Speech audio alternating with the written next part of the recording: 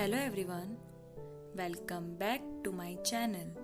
So today we are going to discuss chapter 10 perimeter and area, and this will be your part 4 of this chapter. So let's begin. So today in part 4 we will discuss about circle and circumference of circle. We will understand what does circumference mean and also how to find the circumference of circle. Our topic is circles and circumference of a circle. We must have seen circular shapes around us like bottle cap, bangles, wheels, etc. All these objects are circular in shape. आप सभी ने bottle cap, bangles, wheels और ऐसे बहुत सारे objects देखे होंगे जो राउंड शेप में होते हैं, जिसको हम कहते हैं circular shape. Now for example if you see this coin, तो इसकी बाउंड्री आप देखो कैसी है, राउंड है. That means this is a circular object. If you see this bangle, तो इसकी भी आप बाउंड्री देखो कैसी है, राउंड है. So this is also a circular object. And if you see this bottle cap, तो इसकी भी बाउंड्री देखो कैसी है, round. So this is also a circular object. Now अगर मैं आपसे कहूं कि मुझे इनकी बाउंड्री की लेंथ चाहिए, टोटल लेंथ चाहिए, दैट मीन्स अगर इस बैंगल की बात करें तो इस बैंगल की ये जो बाउंड्री है मुझे इसकी लेंथ चाहिए, या फिर इस कॉइन की या बॉटल कैप की लेंथ चाहिए टोटल, तो आप कैसे फाइंड करेंगे? So the distance around this figures can be calculated using thread. हम इसका डिस्टेंस कैसे फाइंड कर सकते हैं? थ्रेड का यूज करके. फॉर एग्जाम्पल अगर ये बॉटल कैप है, ठीक है, इस ऑब्जेक्ट का मुझे बाउंड्री का डिस्टेंस चाहिए, तो मैं क्या करूंगी, थ्रेड लूंगी और थ्रेड को इस ऑब्जेक्ट के अराउंड ऐसे रोल कर दूंगी. ठीक है, तो आप देखो ये इसका स्टार्टिंग पॉइंट था और यहाँ पे हमने ऐसे किया, एक राउंड पूरा कंप्लीट हो गया, तो ये इसका एंडिंग पॉइंट हुआ. देखो यहाँ पे ये ज्वाइन कर दिया मैंने. सो हम क्या कर सकते हैं, ये जो डिस्टेंस आया इसको हम स्केल से मेजर कर सकते हैं, या फिर आप मेजरिंग टेप से भी मेजर कर सकते हो और आपको इसकी एग्जैक्ट लेंथ पता चल जाएगी. Right now the second option is by rolling this circular objects on a plain paper and measuring the distance covered by the object in completing one round. हम क्या कर सकते हैं, इस ऑब्जेक्ट को एक प्लेन पेपर पे रोल कर सकते हैं. कैसे कर सकते हैं? देखो ये हमारा ऑब्जेक्ट, इसको मैं यहां से रोल कर रही हूँ स्टार्टिंग से. तो आप देखो ये हो गया पेपर का स्टार्टिंग, ये हमारा स्टार्टिंग पॉइंट. इसको कब तक रोल करना है? एक राउंड कंप्लीट हो जाए तब तक. तो देखो जब हम इसको रोल करेंगे तो ये हमारा यहाँ पे देखो इसका एंडिंग पॉइंट आ रहा है. तो हम क्या करेंगे, यहाँ पे इसको मार्क कर लेंगे कि यहाँ तक है. ठीक है, वन राउंड इसका यहाँ पे कंप्लीट हुआ, तो हम यहाँ से यहाँ तक स्केल से मेजर कर लेंगे और हमें एग्जैक्ट लेंथ उसकी पता चल जाएगी. So in this way you can find the distance around those circular objects. Right, और उस डिस्टेंस को हम कहते हैं सरकमफ्रेंस. जैसे कि अगर एक स्क्वायर या रेक्टेंगल शेप का पार्क है और आपको उस पार्क की जो बाउंड्री है उसकी लेंथ फाइंड करनी है, दैट मीन्स दिस मच, तो उसको हम क्या कहते हैं, पेरीमीटर. वैसे ही अगर एक सर्कुलर ऑब्जेक्ट है उसकी आपको बाउंड्री की लेंथ चाहिए तो उसमें हम वर्ड यूज करते हैं सरकमफ्रेंस. क्लियर? पॉलीगॉन्स में हम पेरीमीटर यूज करते हैं और सर्कल्स में हम कौन सा वर्ड यूज करते हैं, circumference. So the distance around a circular object is it's circumference. Clear? Now, let us calculate the circumference of 4 circular objects and then find the ratio of circumference to their perimeter. इस table में आपको 4 objects given है, right? उसके diameters given है, फिर उसका circumference given है और बाद में उसका रेशियो भी दिया है कि जो circumference है उसका रिलेशन diameter से कैसा है. ठीक है, so first is bangle. Bangle का जो डायामीटर है वो 7 सेंटीमीटर है. आई होप आपको डायामीटर समझ में आता हो. जैसे कि ये बैंगल है तो डायामीटर किसको बोलते हैं कि सेंटर पॉइंट से यहाँ इस बाउंड्री से इस बाउंड्री का जो लेंथ है वो कितना है, तो वो है 7 सेंटीमीटर. क्लियर? और बैंगल का जो सरकमफ्रेंस है वो है 22 सेंटीमीटर. ये सरकमफ्रेंस कैसे फाइंड किया वो सब हम बाद में सीखेंगे. Okay, now the next is circular plate. एक प्लेट है जिसका शेप है सर्कल. ओके, राउंड शेप की प्लेट है. उसकी डायमीटर है 21 सेंटीमीटर और उसका सरकमफ्रेंस है 66 सेंटीमीटर. यानी कि जो प्लेट है उसकी जो टोटल लेंथ है बाउंड्री की वो कितनी है, 66 सेंटीमीटर. राइट। वैसे एक बॉटल कैप है जिसका डायामीटर है 2.1 सेंटीमीटर और उसका सरकमफ्रेंस है 6.6 सेंटीमीटर। मतलब जो बॉटल कैप है उसकी बाउंड्री की लेंथ है इतनी 6.6 सेंटीमीटर। एक कॉइन है जिसका डायामीटर है 3.5 सेंटीमीटर और उसका सरकमफ्रेंस है 11 सेंटीमीटर, यानी कॉइन की जो बाउंड्री है उसका लेंथ है इतना, राइट। अब इसका रेशियो भी फाइंड किया गया है। रेशियो किसके साथ? सरकमफ्रेंस का रिलेशन डायामीटर के साथ, राइट। तो देखो सरकमफ्रेंस को डायामीटर से डिवाइड किया गया है, 22 को 7 से, 66 को 21 से, 6.6 को 2.1 से और 11 को 3.5 से। तो जब सरकमफ्रेंस को डायामीटर के साथ आप डिवाइड करके देखोगे चारों के अंदर, तो देखो सबकी वैल्यू आपको सेम ही दिखेगी, यानी कि रेशियो चारों ऑब्जेक्ट्स का सेम है। सरकमफ्रेंस का रिलेशन डायमीटर के साथ हमेशा सेम आता है। So from the table we observe that the ratio is approximately the same, which is 3.14. सबके रेशियो सेम। आप कोई भी ऑब्जेक्ट उठा लो, किसी का भी सरकमफ्रेंस फाइंड कर लो और आप उनका रेशियो निकाल के देख लेना, यानी कि सरकमफ्रेंस का रिलेशन डायमीटर के साथ, तो आपको सब में वैल्यू 3.14 ही मिलेगी। So therefore we can conclude that circumference of a circle is always more than 3 times its diameter. तो आप देख सकते हो ये रेशियो क्या हमको रिप्रेजेंट कर रहा है कि सरकमफ्रेंस हमेशा डायमीटर से 3 टाइम्स ज्यादा होता है। देखो 3.14 है, आप इसको एग्जैक्ट 3 भी बोल सकते हो, और देखो 0.14 ज्यादा है ना, तो इसलिए यहाँ पे लिखा है मोर देन 3 टाइम्स। या फिर आप ऐसा भी कह सकते हो circumference of a circular object is approximately 3 times its diameter. Okay, so आपको ये याद रखना है कि सरकमफ्रेंस का डायमीटर के साथ रिलेशन क्या होता है कि सरकमफ्रेंस डायमीटर से 3 टाइम्स ज्यादा होता है। The ratio between circumference of a circle and its diameter is constant. मतलब constant मतलब कि कोई भी चीज जो फिक्स होती है, जिसको आप चेंज नहीं कर सकते। तो इसमें क्या कहा गया है कि जो रेशियो है सरकमफ्रेंस और डायमीटर का, वो हमेशा कांस्टेंट रहता है, यानी कि सेम रहता है। जैसे आपने इन सब में देखा चारों ऑब्जेक्ट्स के रेशियो देखो सेम ही आए थे, कुछ भी चेंज नहीं हुआ, right. And is denoted by pi, pronounced as pi. इसको आप कैसे प्रोनाउंस करोगे? Pi. Its approximate value is 22/7 और 3.14। ये जो पाई है इसकी अप्रोक्सीमेट वैल्यू क्या होती है? 3.14, या तो फ्रैक्शन में अगर आप बोलो तो 22/7। ये आपको याद रखना है। क्लियर? सो हमने इसमें क्या देखा कि पाई की वैल्यू, ये जो 3.14 आपको मिला ना, वो क्या है? पाई। जो रेशियो होता है उसको हम क्या बोलते हैं? पाई। प्लीज आप ये याद रखना। सो पाई कैसे निकलता है? Circumference upon diameter. जब आप इस सरकमफ्रेंस को डायमीटर से डिवाइड करते हो तब रेशियो मिलता है, तब आपको पाई की वैल्यू मिलेगी। सो here it is return C upon D, that means circumference upon diameter. Clear?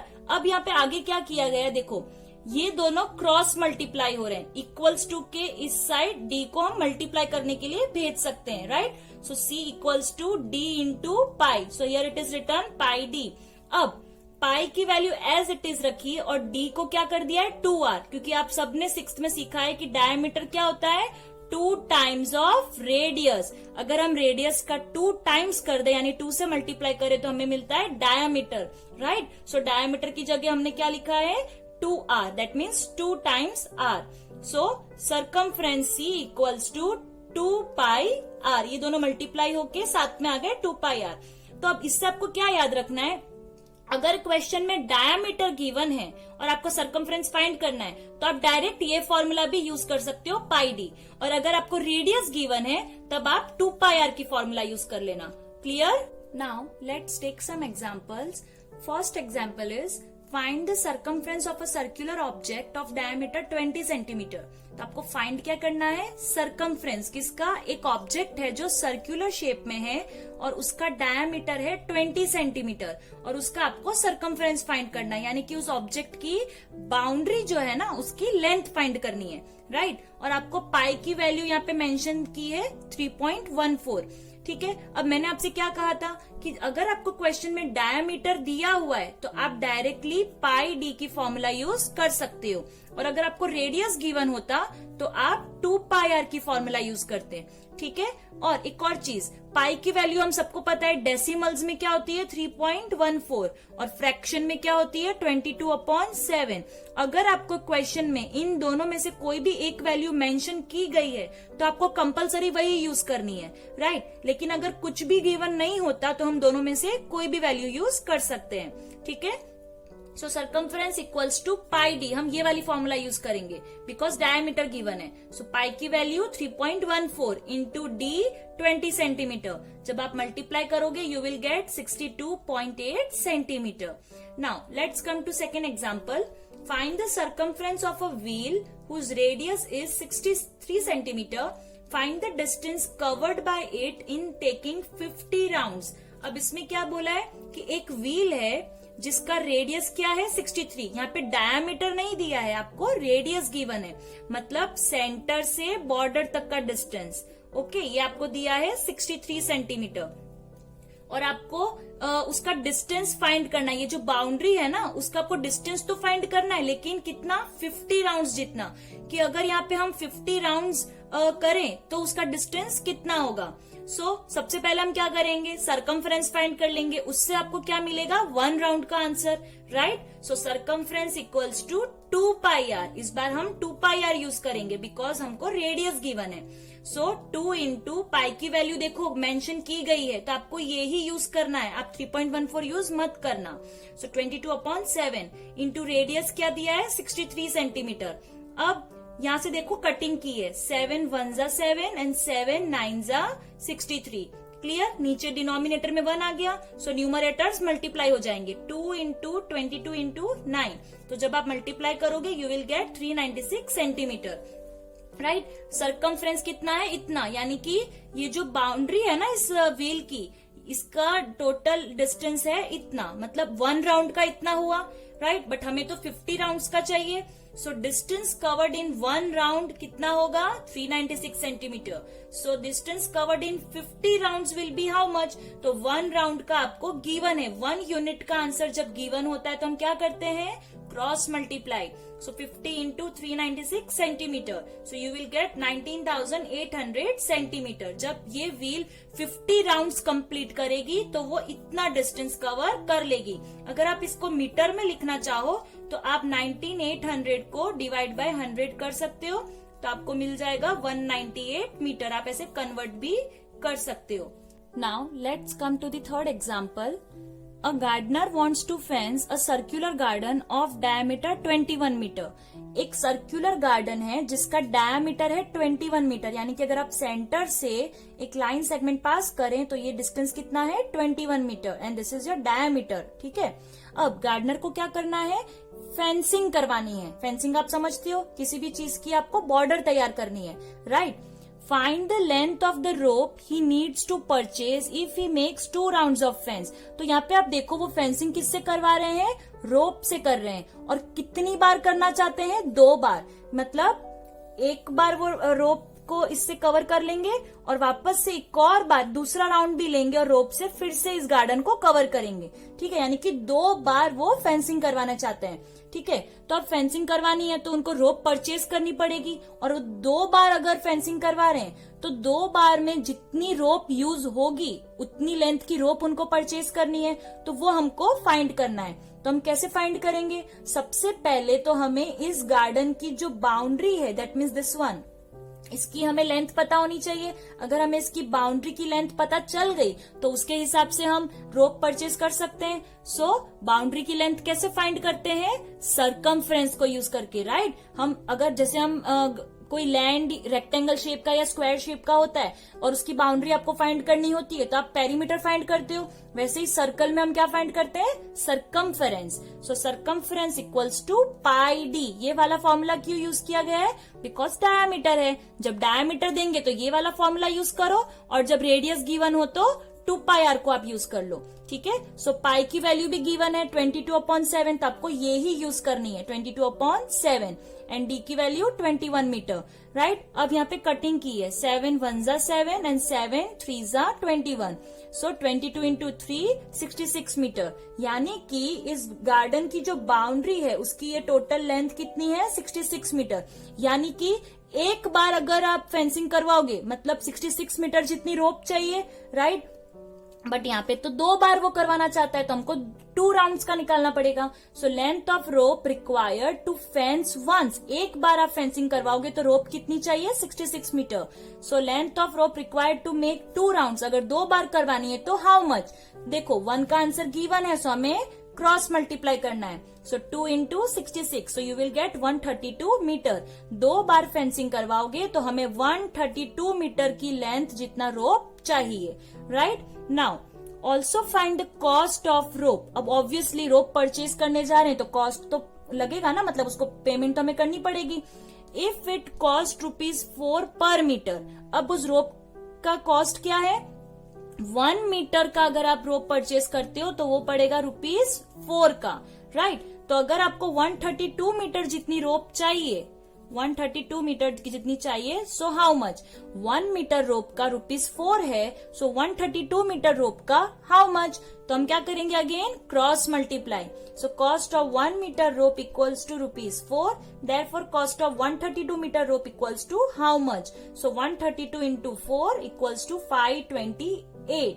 So rope का हमको कॉस्ट कितना पड़ेगा ₹528। तो इस टाइप के क्वेश्चंस आपकी नेक्स्ट एक्सरसाइज में आएंगे, राइट। आपको कुछ नहीं करना है, आपको बस सर्कमफ्रेंस का फॉर्मूला पता होना चाहिए। This was all about part 4 of this chapter and I hope you have understood this topic. Now in the next video we will do some questions from our 4th exercise, that is exercise 10D. So till then, bye bye.